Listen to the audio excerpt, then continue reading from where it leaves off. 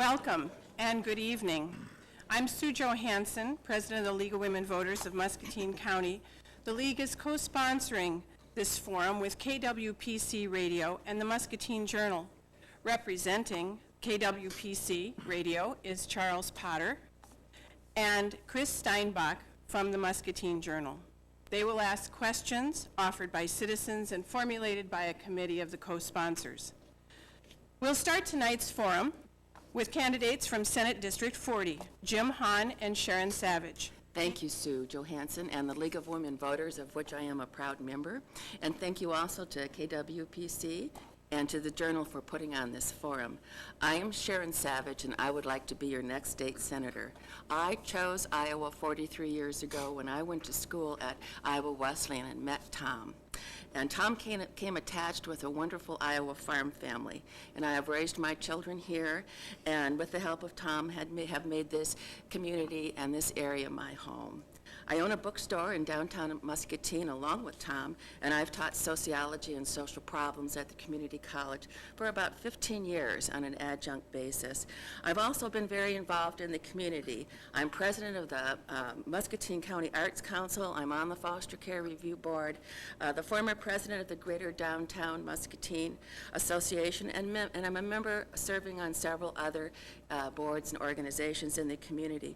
I have spent the majority of my professional career as a child protective worker, working to help families and individuals handle crises, prioritize their needs, solve problems, and get their lives and families back on a sound footing. These life experiences have given me an unusual opportunity to have contact with a broad section of people and listen to a wide variety of people coming from very many different backgrounds. And I am running for state senate to focus on the needs of our children, our seniors, and our families. We must protect our families in today's economic crisis.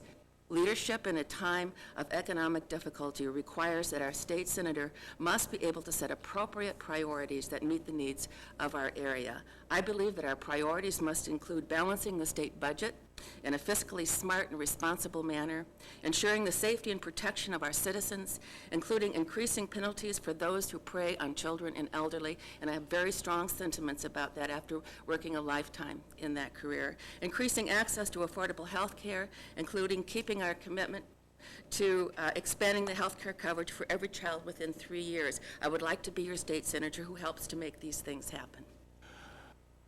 What 2 or 3 areas would you see as highest areas of spending for protected funding, and what 2 or 3 areas of spending would you suggest for reduced funding? Okay. Well, I think right now we have an emergency situation occurring in Iowa as a result of the flooding. We have seen that resources have been transferred from the Power Fund and moved into assisting people with flooding.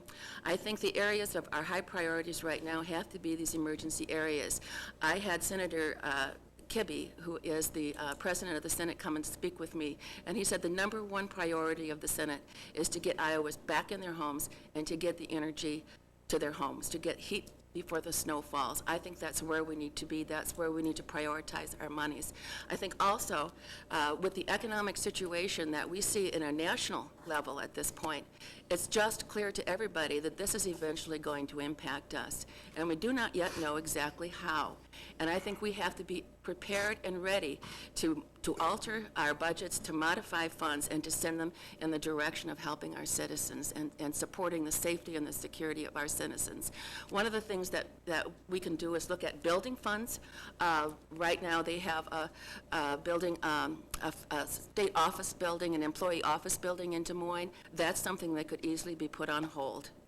Not that it's not a good idea, but that right now we probably need to look at other priorities. In a 2006 report, Iowa received an F from the National Alliance on Mental Illness. Also in Muscatine, dentists seldom take Title 19 as the reimbursement is low, leaving some adults and children without dental care. What do you think should be done to address care in these areas specifically, and in healthcare needs in general? Dental care has been a real problem here in Iowa, and it's something that I've been concerned about for a long time.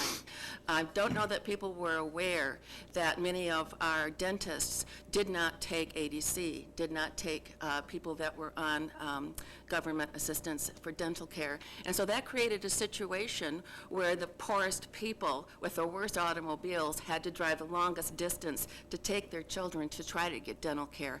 That's a major problem. And some very good friends of mine have worked on this for our community and have really made some difference. I don't know if you know Anita Olson and Sister Irma, but they both worked very hard, and they set up with a group that they were working with and arranged a clinic at the MCSA building that is provided by the University of Iowa and coordinated with university, and is helping to solve this problem in real terms, and I think that's awesome. As far as mental health problems, this is a tremendous issue. One of the difficulties that we have is that mental health treatment is very expensive, and it's very difficult, having provided mental health treatment myself for years, to know when it begins and when it ends. And it's very easy to put arbitrary time limits on it, which makes the mental health treatment ineffective if you don't have it long enough to help you solve your problems. We probably need to solve this through mental health parity through insurance, so that your insurance covers your mental health costs also. I want to have time to talk about the Hawkeye program because that's very important to me. I think that we need to have health care for children. I just think it's wrong for me to have health care and for a little child next door not to have health care, and I feel that very strongly. And the Hawkeye program promises to provide health treatment for children in families that make $60,000 or less. That's 300% of the low-income, government low-income rate, and that would be within the next 3 years. And I think that that's wonderful. That will still allow some children in Iowa, that will leave some out, but that program is going to make a huge difference to our communities. Savage. The $1 per pack increase in the cigarette tax was passed 2 sessions ago with the funding to support health care.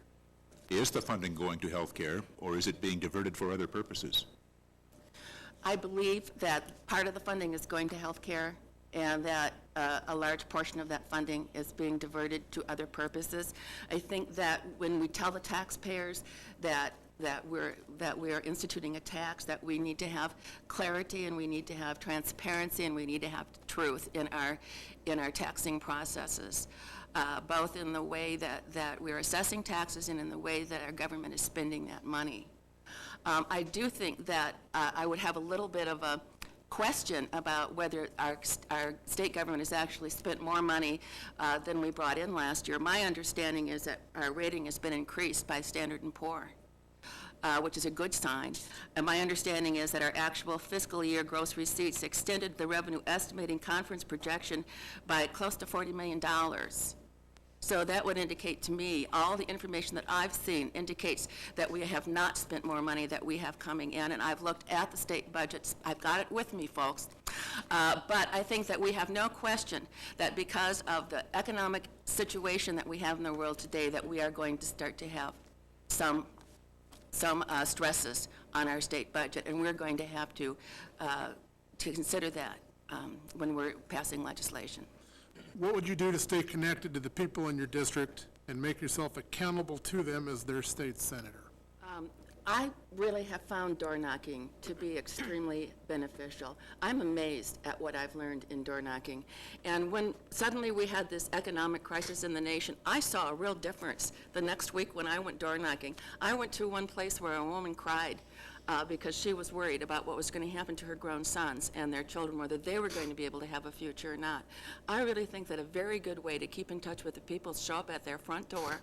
And I realize that we have physical limitations to that, but to the best of my ability, I would try to continue to do that, to be available in that way. Also, we have the bookstore. People come and go and come and visit, and it's just a wonderful gathering place, and I would be available there. I also am really into technology and communication, and I would have a website, and I would have an email system that would send newsletters to everybody that wants to have that information. And they would be sent out to the district. So I would have regular information provided for people. Also, you would have my phone number and my home phone number.